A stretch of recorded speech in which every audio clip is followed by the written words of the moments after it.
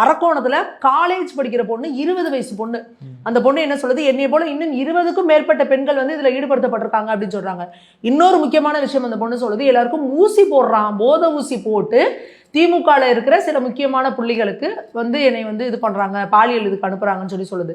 நீ இந்த போதை ஊசி கலாச்சாரம் நீங்க பாருங்க, இந்த போதை கலாச்சாரம் இந்த திமுக ஆட்சியில எப்படி அடுத்தடுத்த பரிணாமத்துக்கு போயிட்டு இருக்குது பாருங்க. சாராயம் பத்தாம கள்ளச்சாராயம், மெத்து, இந்த கஞ்சா, மெத்து இதெல்லாம் தாண்டி இப்போ போதை ஊசி. நீ ஒரு 4-5 தடவை அந்த பொண்ணுக்கு அந்த போதை ஊசியை போட்டு நீ யாருக்கோ பழக்கிட்டுனா அந்த பொண்ணு இந்த போதை ஊசிக்கு அடிக்ட் ஆயிடுவான். அவளை திருப்பி மீட் எடுக்கிறது எவ்வளவு கஷ்டம். இந்த பொள்ளாச்சி இஷ்யூ நடந்தப்போ எப்படி இன்னைக்கு ஒட்டுமொத்த மீடியாவும் கதர்னாங்க. இந்த நக்கீரன் கோவாலுன்னு ஒருத்தர் வந்து நாக்க தர வரைக்கும் தொங்க போட்டுக்கிட்டு, ஐயோ இப்படி வந்துச்சு இப்படி வந்துச்சு, அண்ணானு கதர்னாங்க, வலிக்குதுன்னு சொன்னாங்க, பெல்ட்டால் அடிச்சாங்கன்னு நிமிஷம் திரும்ப போட்டு எல்லாம் பண்ணிட்டு இருந்தீங்க. இன்னைக்கு இந்த அரக்கோணம் விஷயத்துல ஏன் எல்லாரும் வாயை மூடிட்டு பேசாம இருக்கீங்க? இன்னைக்கு ஒரு வெகுஜன மக்களுக்கு அரக்கோணத்துல இப்படி ஒரு விஷயம் நடந்திருக்குன்னா யாருக்கா தெரியுமா? முதல்வர் போயிட்டு இன்ப சுற்றுலா ஊட்டிக்கு போயிட்டு கேள்வி என்ன மீடியா கேள்வி கேட்குறீங்க சார், கிளைமேட் எப்படி சார் இருந்துச்சு சார், அடிக்கடி இனிமே வாங்க சார். ஏங்க அடிக்கடி ஊட்டிக்கும் நீலகிரிக்கும் சுற்றுலா போறதுக்கு தான் உங்களை வந்து ஓட்டு போட்டு முதல்வர் உட்கார வச்சிருக்காங்களா?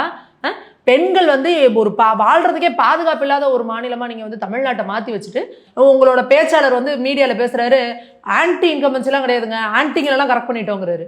நீ கொடுக்குற 1000 ரூபாய்க்கு தமிழ் இருக்க பெண்கள்லாம் நீ கரெக்ட் பண்ணிட்டேன்னு சொல்லுவியா? எவ்வளவு ஒரு கேவலமான பேச்சு, கேவலமான ஐடியாலஜி உனக்கு. அப்ப என்ன அர்த்தம்? 1000 ரூபாய் கொடுத்தா முன்னாடி வந்துருவாங்கிற மாதிரியான அர்த்தத்துல பேசுறீங்க. கருணாநிதி அவர்கள் ஒரு 64 படங்கள்னு நினைக்கிறேன் கதை வசனம் எழுதுறாங்க. நீங்க ஒவ்வொரு படத்தையும் பாருங்க, 2 பொண்டாட்டியாக இருக்கும். ஒரு பொண்டாட்டி இருக்கும்போதே இன்னொருத்தனை வந்து ஈத்துன்னு ஓடுற மாதிரி இருக்கும். ஒரு பொண்டாட்டி இருக்கும்போதே ஒப்பாட்டியாக இருக்கும். இல்லை பொண்டாட்டி பிள்ளைகளுக்கும் ஒப்பாட்டிக்கும் சண்டையாக இருக்கும். இந்த மாதிரி தான் எல்லா கதைகளும் இருக்கும். நாங்கள் பெரியாரிஸ்டுகள் என்பதில் பெருமை அடைகிறோம். நாங்கள் பெரியாரிஸ்டுகள் தான். இப்போ தெரியுதா பெரியாரிஸ்டுகள் போய்ஸ் என்னன்னு? நாங்கள் பெரியாரே இப்படி தான். அப்போ எவனும் நம்பலை. சரி, பெரியாரை தொடர்ந்து ராமசாமியை தொடர்ந்து வரவங்க அதை விட கேவலமாக இருக்கிறீங்கன்னு சொன்னோம். இப்போது நாங்கள் கேவலமானவர்கள் தான். இந்த கேவலமானவர்கள் தனித்தனியாக இருந்தாலும் பெரியாரின் சீடர்களாக இருக்கிற நாங்கள் பெரியாரிஸ்டுகள்னு சொல்கிறாங்க. நாங்கள் துப்புன காரிய அவங்களே அண்ணாந்து பார்த்து துப்பிக்கின்னு மூஞ்சில் பாருன்றாங்க.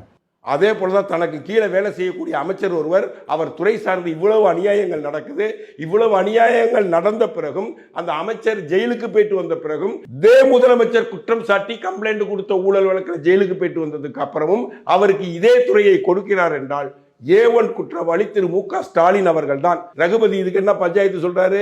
இளம் விதவைகள் அதிகமாயிட்டு சொல்றாங்களே, அதை பத்தி என்ன பண்றது? இளம் விதவைகள் அதிகமாகிறதுக்கும் அரசாங்கத்துக்கு என்ன சம்பந்தங்கிறாரு. கனிமொழி அக்கா போன 2 வருஷத்துக்கு முன்னாடி என்ன பேச்சு?